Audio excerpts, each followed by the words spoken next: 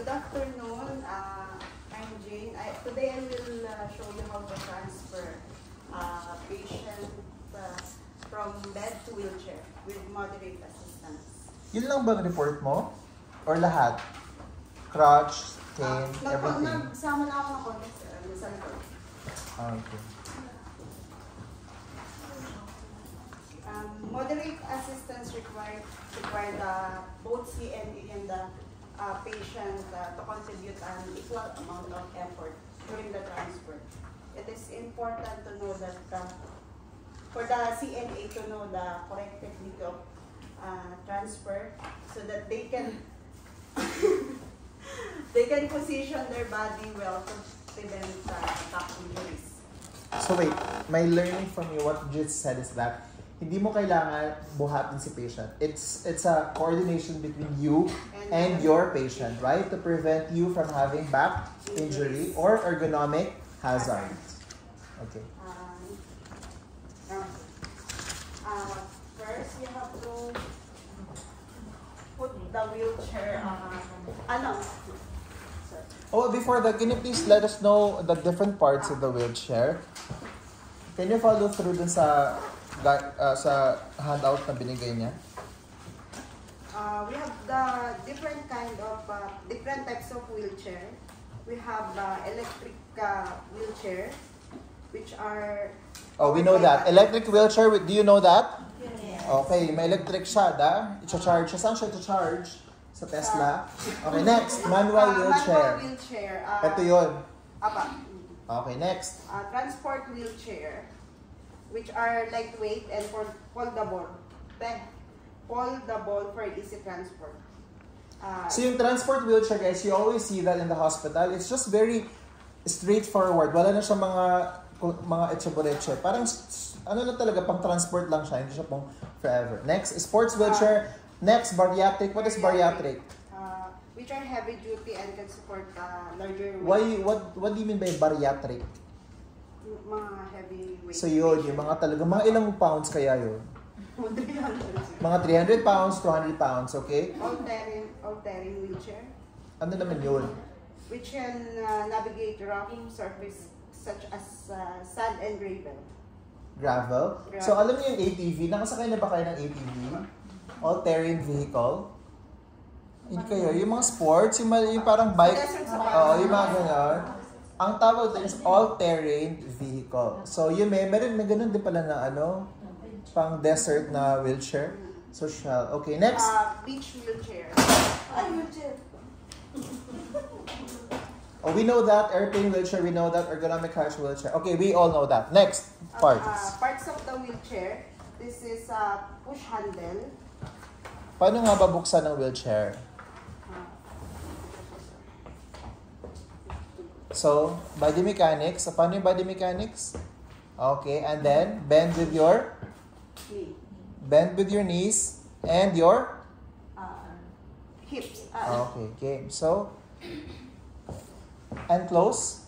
Open, close, open. Pakita mo na sa close, open. Oh, asaan na ang body mechanics?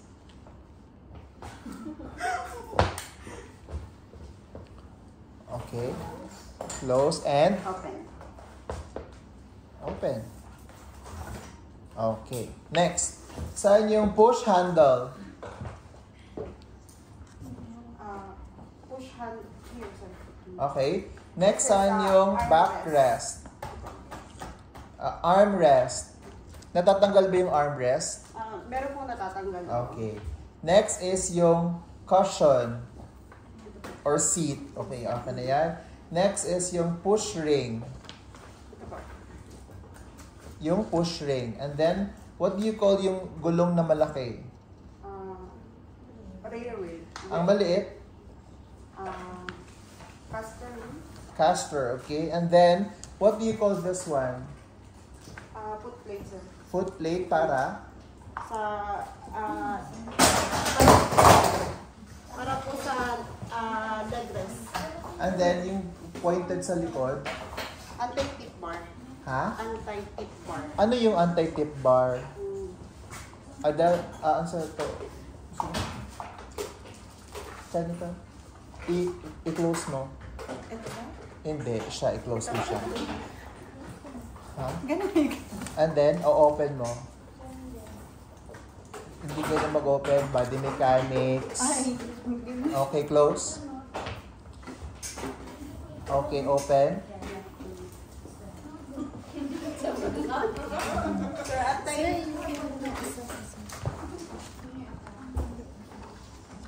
anti-tip bar, sir, is a form of wheelchair stabilizer that prevent the chair from the flipping over backwards under certain circumstances. Ano yung anti-tip bar? Para?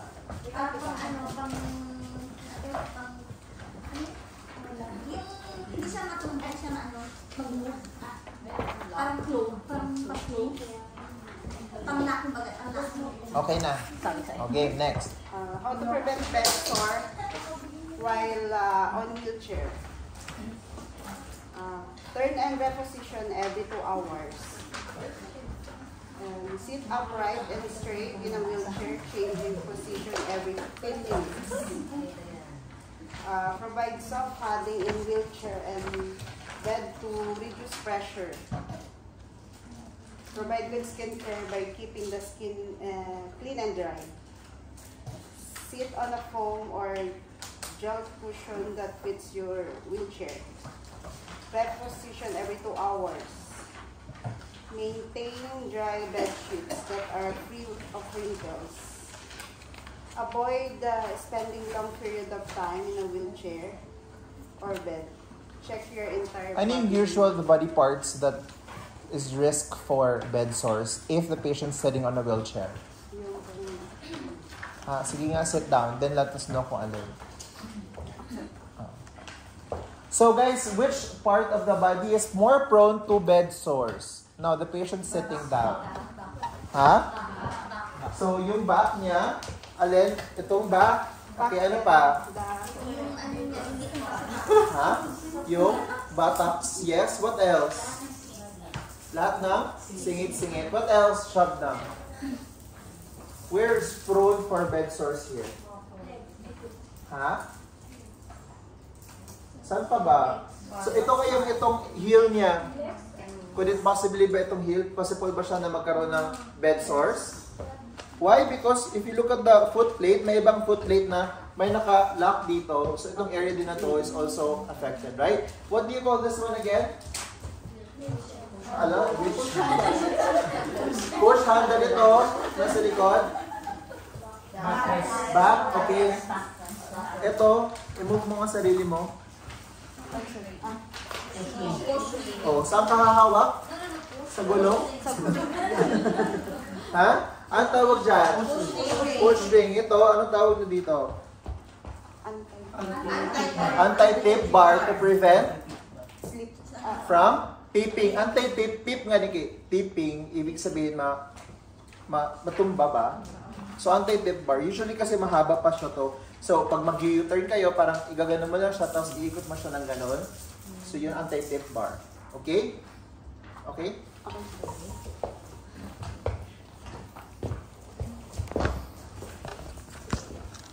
Sir, mag-proceed na. Okay. First, you have to... Wala.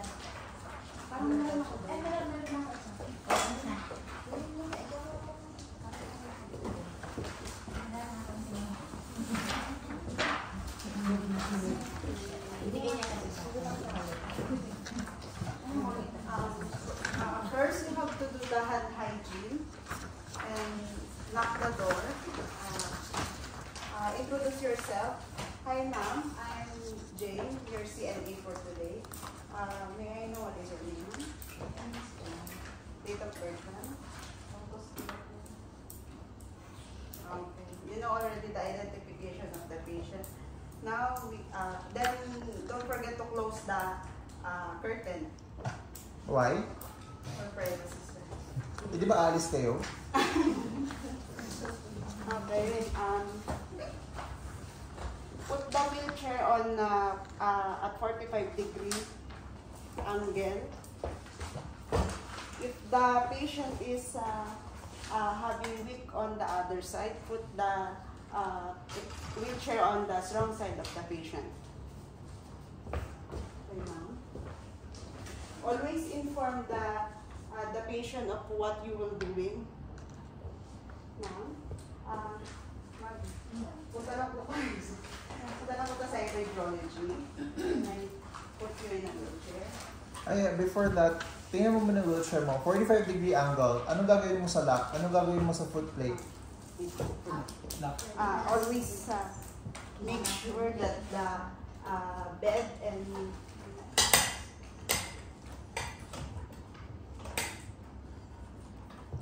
Okay? So make sure na lock.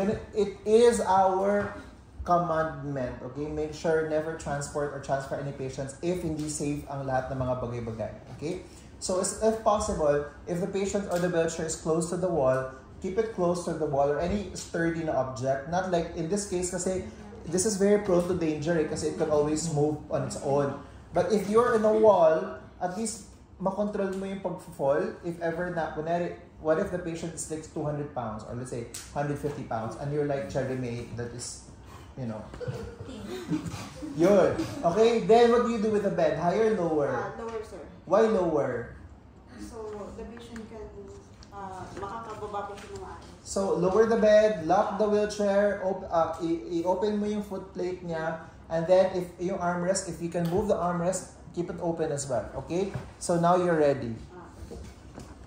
Put the patient on the side or strong side. How? Where will the patient go? Saan sila pupunta ngayon? Okay. Isa side lang. Then put your hands on her hips and assist patient to stand up. Patient can also assist by using her strong hand. Talk to your patient. You said talk to your patient, right? Okay. So, balik nga. What if si patients hindi makamove? Ikaw lang lahat gagawa. Ma'am, I will turn you towards me. Hindi ka nga makamove. Ay, hindi pala ako makamove. I will move you, ma'am. Kawawa naman si mama. Matagal na siyang ganyan eh. Put the patient legs. I will put her in a standing position. Ay, hindi ganun kayong patients naman magka-count tayo ng 1, 2, 3 all the time. Sabi mo from the beginning, you want cooperation from your patient, right? Yes. Okay, ma'am. I will what? I will kasi nawakan mo na yung paa. Okay, ma'am. I will turn it towards me. Yeah. Okay. 1, 2, 3. Okay. Put the patient down of the bed. Aray. Igay.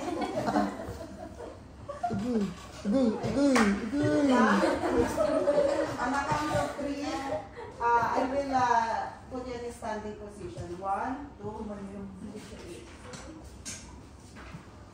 Do let her rest for a while. Why? Maybe she's feeling dizzy. Can you say orthostatic hypotension? Orthostatic Yung nahihilo-hilo pag sudden change of movement, right? So, ma'am, galaw-galaw ang paa. Nagagalaw ba? Oh, Make yeah. sure that the beds are down, so the foot of the patient will be flat on the floor. Why? So they can move from Para iwas ng fall. So, make sure that the patient's foot should touch the floor, right? Okay. Si Chen, hindi yan nakakaya. Pero kung na rin nakababa na, sinabi na ako na ako.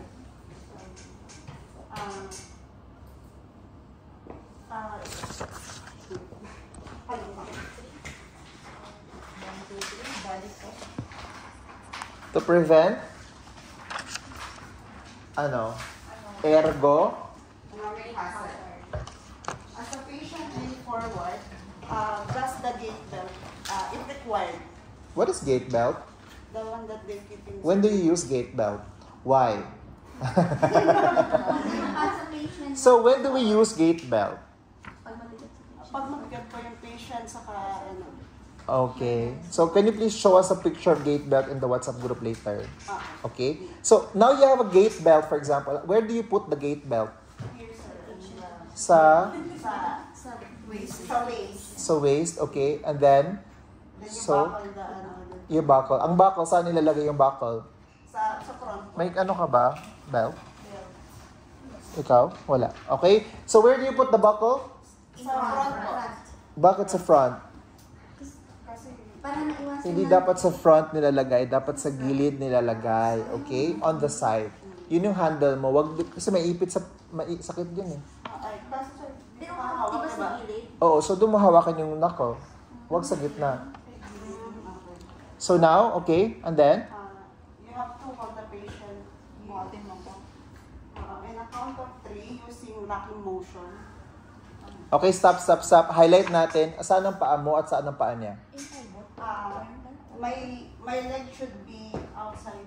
Okay. patient's leg. And then And then, body mechanics, and then ganyan ang kamay ni patients na saan? hawak ako. Sa, Sinabihan mo ba siya?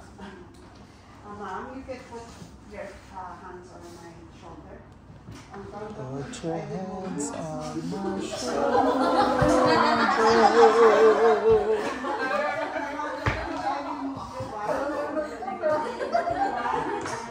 Hoy, teka lang. Anong pinagsasabi mo dyan? Kailan nakakarinig? Adelpha, hindi na ba mabababa yan? So ngayon, ilock mo yung paa niya. Mga paa ni patient should be in between your legs. Okay? And then, your arm should be holding the gate belt. What if you don't have a gate belt? Huh? You can hold. Hold there, okay? And then the patient's arm should be on your shoulder. Okay, ma'am, ilagay lang po yung kamay mo sa shoulder. Okay? Lock. Yung knees mo, ilock mo yung knees niya. Imagine si ma'am, hindi siya nakakagalaw on her own. Kawawa din kasi talaga to eh. Dewang kasi ng asawa. And then, From the count of 3, I will move you, ma'am. sabi mo magra-rock kayo, di ba? Ano ibig mo sabihin ng rock? Rocking motion. Ano ba yung rocking motion? Yung gano'n, yung gano'n, sir. Ano? Gano'n. I-rock mo. Ang rock, ano ba yung rock? Ha? Igagalaw. Isushuffle yung body. Isa-shuffle. Sige nga, try. Sige, shuffle. Ano ba yung shuffle?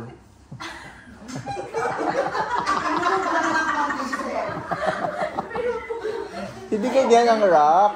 Ang rock yung ano.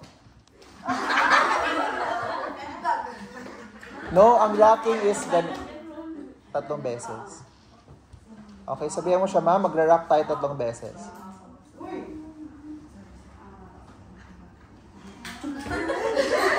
Okay, ma'am. I-rock po kita. 1, 2, 3. Again. Hindi ganon. I-rock mo yung talagang, gulay ka, di ba? Bakit ka gumagalaw? Hindi na ako babalaw. Sige, rock. 1, Kayong dalawa magra-rock. Ayan.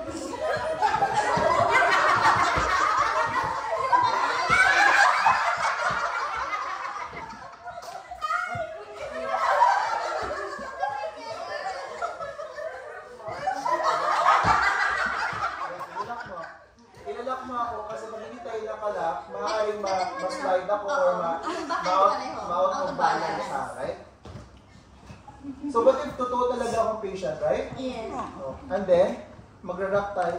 Ipitin mo ba? Yan. Yan.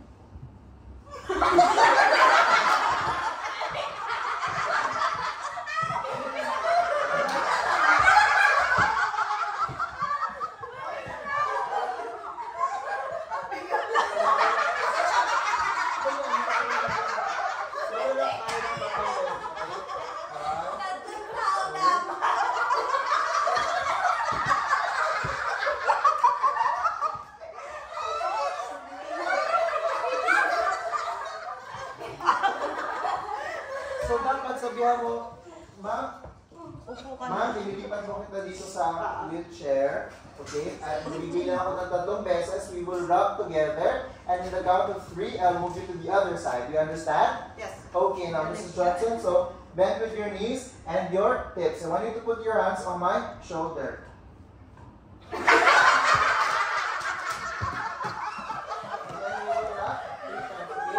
One, two, and 3. Okay? So now, ganito na kayo, then you move your legs, dahan-dahan, one step at a time. Okay? And move. And move. And move. Okay, one more, Mrs. Johnson. Now, I want you to feel the wheelchair at the back of your knees. Dapat ma-feel niya talaga muna na nandun na yung paa, yung wheelchair. Okay? Okay, and then, now we'll sit down together in the count of 3. Okay? 1, 2, 3. Okay? So kung kaya nang ilagay yung kamay, ilagay niya na gano'n. Okay, dito ka muna sa labas. Yan. Let's imagine na 70 years old, medyo thin na si patient, so hindi na siya makausap pa doon sa likod. Okay? So na ako na si patient. Paano mo ako i-atras doon? Sir, I will shuffle you. Siya. One.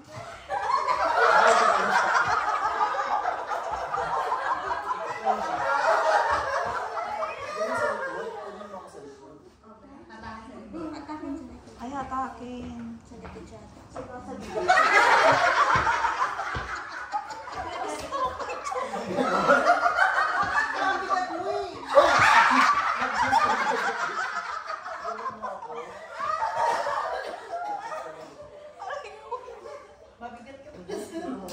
Huwag naman yung baby.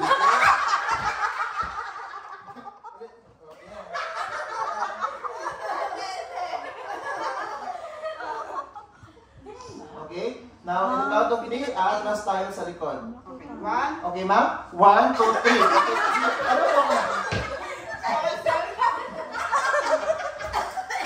Separation din. Okay, nurse, in the count of 3. 1, 2, 3. Okay, good job, nurse. Oh, next.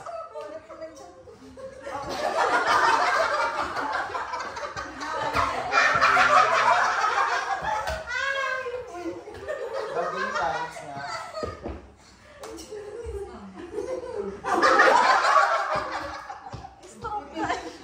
Then over the patient.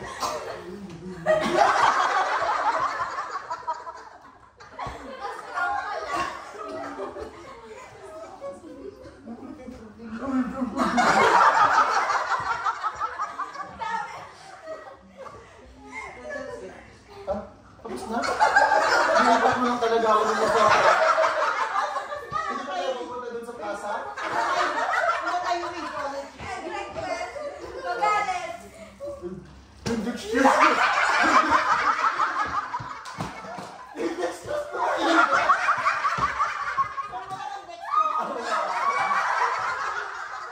Tinanggal ko. Paano pag may dextrose ako? Tinanggal pa rin. Tatanggalin mo yung dextrose ko? Iiwan mo yung dextrose ko?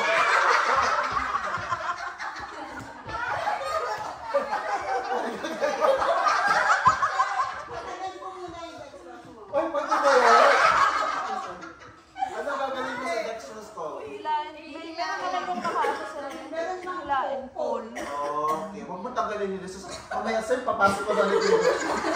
Di ba may code dito? Paul. Nakamit na lang ulit. Yung dextrose ko na iwan. Ang bagay yung catheter ko. Ay, may bigote ka mo. Napagod yung nurse. Dapat ano ba yun? May catch up. Yung catheter ko yun. So, isasama mo ba yung catheter, di ba? Ilalagay mo dito ang catheter. Opo, isabit ka lang dito. Okay.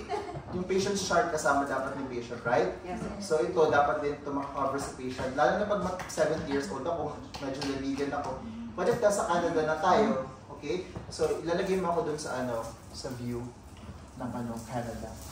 Wow! Tapos lagay mo ako ng kape, ng ano, mga ano, Di biscuit. ba white? Red horse. Oo. Bawal. Okay? So, gusto ko na bumalik sa kwarto. Lamig dito, Bridget.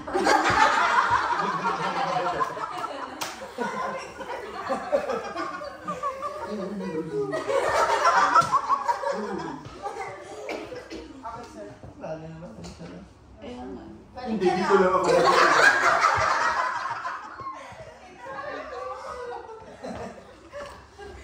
Yawi na kita. Oh, hug na nga.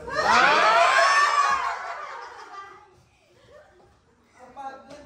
Tapos nainlat ako. Ay, balik mo na ako doon. Nainlat ako market. Kaya na ulit siya. Balik ka daw. Itong nerves ko. Sir, I will return down your bed.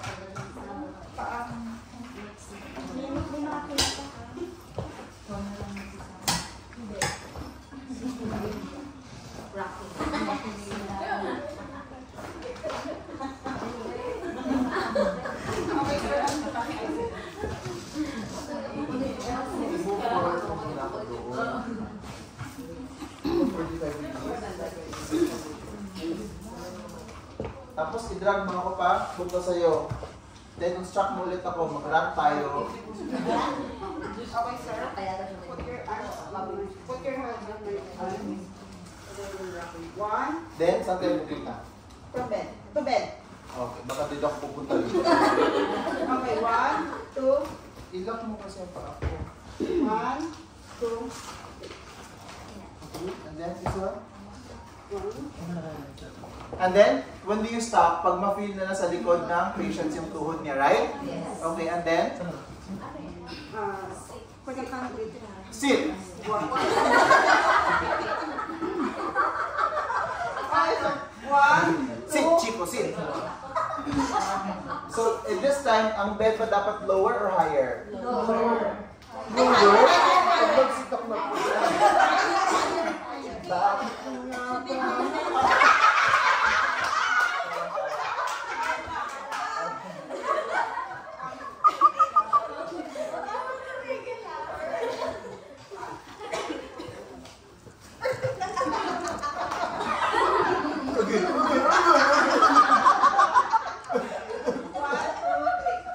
Hindi gano'n.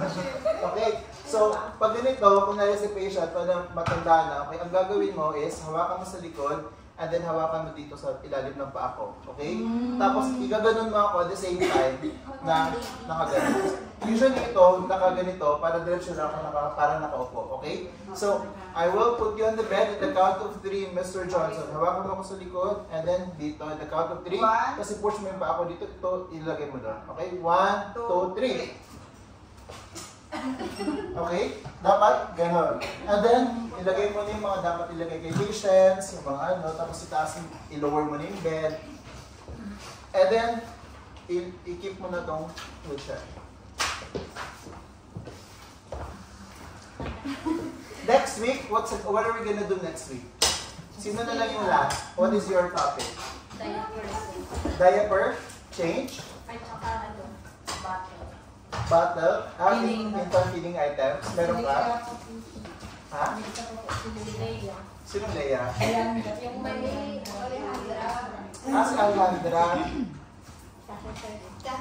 But you have to finish next week na, right?